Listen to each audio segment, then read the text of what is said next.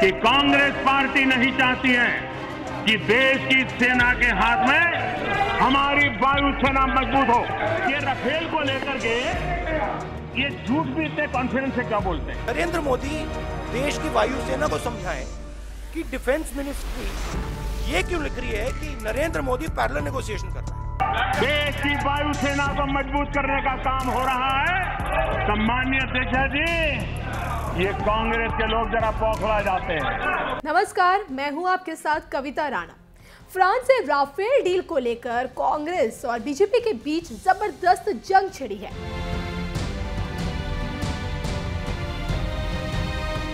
मोदी सरकार पर इस डील को लेकर राहुल गांधी जहां ताबड़तोड़ प्रहार कर रहे हैं, तो वहीं बीजेपी भी उसी लहजे में उनके वार पर जोरदार पलटवार कर रही है। वैसे तो राफेल पर बीजेपी और कांग्रेस में पहले से ही खींचतान मची हुई है, लेकिन ये मामला लोकसभा में पीएम मोदी के बयान से और गर्मा गया।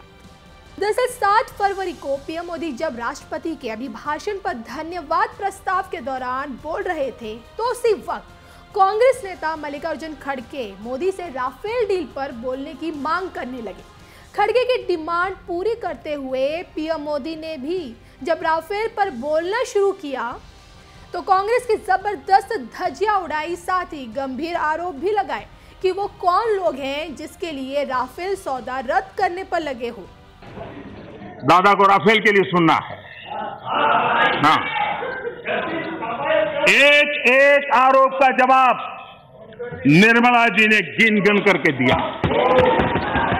सुप्रीम कोर्ट ने हर पहलू को तलाश करके देखा है। और सवाल यह है कि कांग्रेस पार्टी नहीं चाहती है कि देश की सेना के हाथ में हमारी वायुसेना मजबूत हो।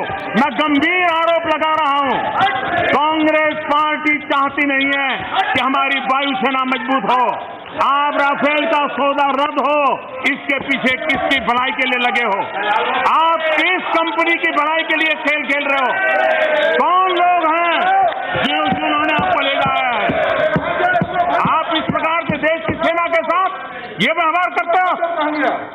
30 साल तक देश की सेना को आपने निहत्था बना करके रखा था और इतिहास गवाह है।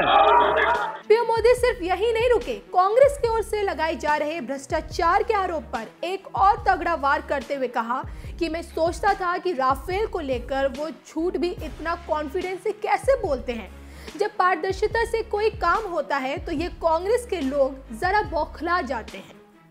इतिहास गवाह है, कांग्रेस पार्टी और उनकी यूपीए की सरकार का सत्ता भोग का कालखंड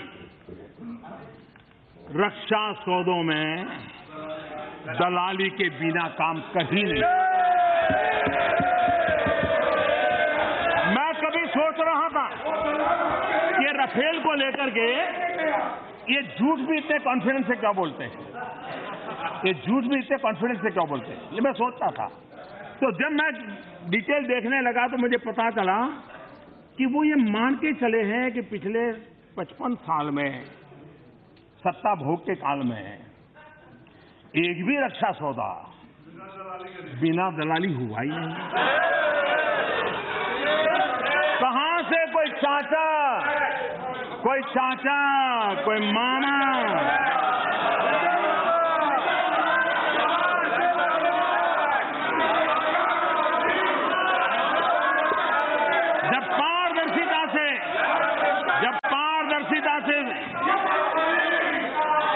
जब पारदर्शिता से ईमानदारी से देश की वायुसेना को मजबूत करने का काम हो रहा है। सम्माननीय अध्यक्ष जी, ये कांग्रेस के लोग जरा बौखला जाते हैं। सच उनको सुनने की आदत रही नहीं है। तो राफेल डील को लेकर पीएम मोदी ने कांग्रेस पर जिस तरह से सदन में हमला बोला और इशारों ही इशारों में बोफोर्स घोटाले की याद दिलाई, उसे लगता है कि कांग्रेस बुरी तरह चिढ़ गई है। यही वजह है कि पीएम मोदी ने सदन में राफेल पर कांग्रेस को जब जमकर धोया, तो उसके अगले ही दिन राहुल गांधी दल बल के साथ सुबह सुबह प्रेस कॉन्फ्रेंस करने आ गए, और वो भी एक न्यूज़पेपर की कटिंग लेकर, जिस पर खुद ही खबर काट छाट कर प्रकाशित करने के बीजेपी आरोप लगा रही है।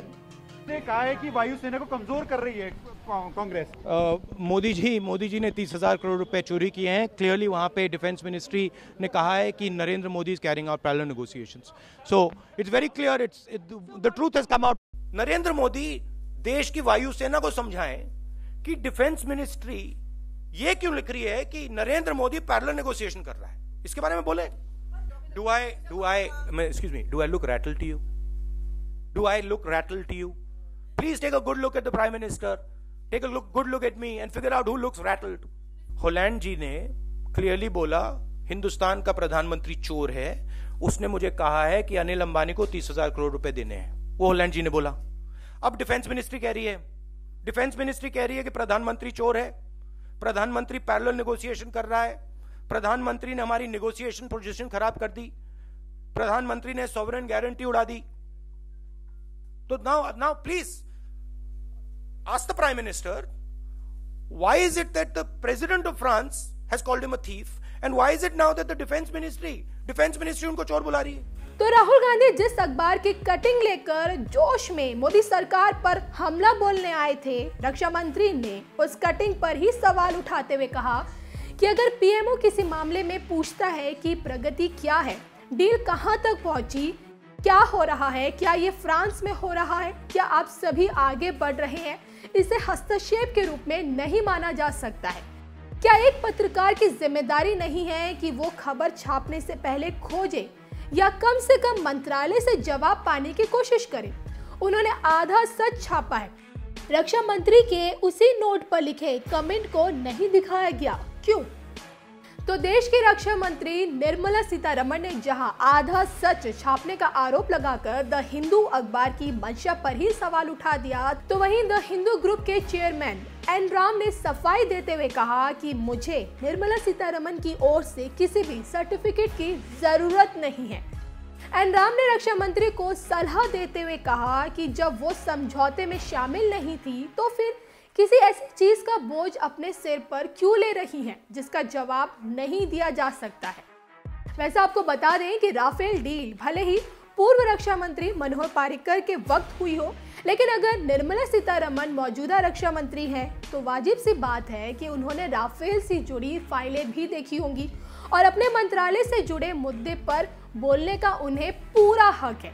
ऐसे में एन राम का ये कहना कि रक्षा मंत्री इस समझौते में शामिल नहीं थी तो उन्हें नहीं बोलना चाहिए, ये बिल्कुल समझ से परे है। आपको बता दें कि वायुसेना की जरूरतों को ध्यान में रखते हुए मोदी सरकार ने साल 2015 में फ्रांस से राफेल सौदा किया था और इस डील के बाद वायुसेना अध्यक्ष वीएस धनोआ ने भी इसे एक बेहतरीन डील करार दी थी। There is no controversy. I mean, what is the controversy? I can't understand. Over the overprice. No, it is not overpriced. We have negotiated the price. In fact, 36 aircraft का price है, it is lower than what was there in the MMRCA contract. 50% आपको offset मिल रहा है, उसकी serviceability मिल रही है.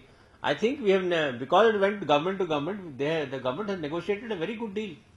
Even the technology transfer has been handled now. Because earlier it used to be. No, it is not that. It is not that. पहले क्या था कि हम एक स्क्वाड्रन खरीद रहे थे और बाकी हम यहाँ पे मैन्युफैक्चर कर रहे, ओल्ड MMRCA कॉन्ट्रैक्ट। अभी हमने फ्लाई अवे कंडीशन में 2 खरीदा है। फ्लाई अवे कंडीशन में 2 खरीदा बिकॉज हमारे नंबर डाउन हो रहे हैं, गवर्नमेंट नहीं है, इमरजेंसी मेजर की तरह से खरीदा है।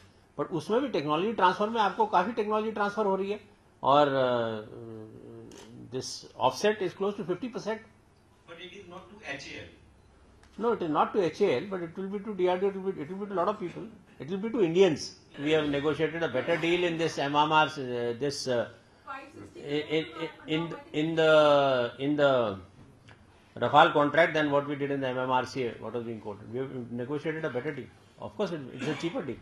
डील के बाद से ही कांग्रेस मोदी सरकार पर लगातार हमले बोल रही है, लेकिन मोदी सरकार भी कांग्रेस को मुंह तोड़ जवाब देने से पीछे नहीं हट रही है।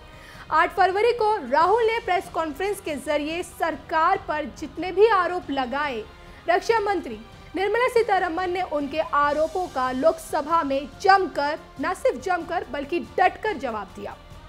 देश और दुनिया की तमाम खबरों के लिए आप बने रहिए सिर्फ और सिर्फ हमारे साथ। कि कांग्रेस पार्टी नहीं चाहती है कि देश की सेना के हाथ में हमारी वायुसेना मजबूत हो। ये राफेल को लेकर के ये झूठ भी इतने कॉन्फिडेंस से क्या बोलते हैं? नरेंद्र मोदी देश की वायुसेना को समझाएं कि डिफेंस मिनिस्ट्री ये क्यों लिख रही है कि नरेंद्र मोदी पैरेलल नेगोशिएशन कर रहे हैं। देश की वायुसेना को मजबूत करने का काम हो रहा है। सम्मानीय अध्यक्ष जी, ये कांग्रेस के लोग जरा बौखला जाते हैं।